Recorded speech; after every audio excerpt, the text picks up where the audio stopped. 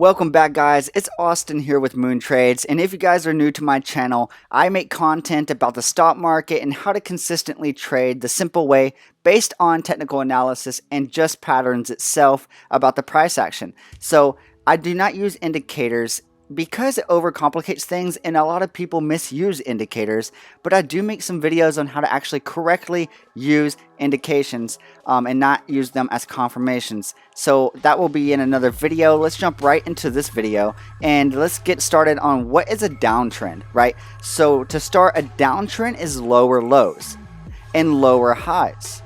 That is a downtrend. It's in a downtrending channel. You know, it's making these lower lows, like, you know, SPY on the 1 hour. It is making lower lows and not breaking highs. So therefore, it's not done falling. Now, what to look out for during a downtrend for the pattern to change is for it to actually start breaking, you know, no longer making lower lows and now going sideways, which is kind of what we're seeing going on here, right? It pushed down and yes, it made a lower low.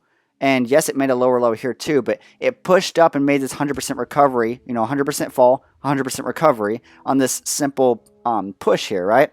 It pulls back down and bounces near where this low was, this lower low. It bounced near that. Now, it pushed up and broke highs, but that does not mean that it's going to absolutely rip out of this. What that means is, yes, it's showing signs of growth, right? But it can still simply start making lower lows. But most likely it's going to come back down, and you don't want to take a position until it shows the curl.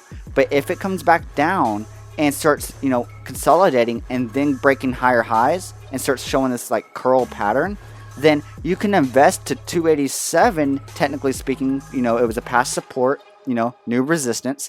If it hit 287, then it would come back down and use it as a support and then start breaking highs, because the channel would be, you know, the downtrend would be changing to a consolidation trend, which changes to an uptrend.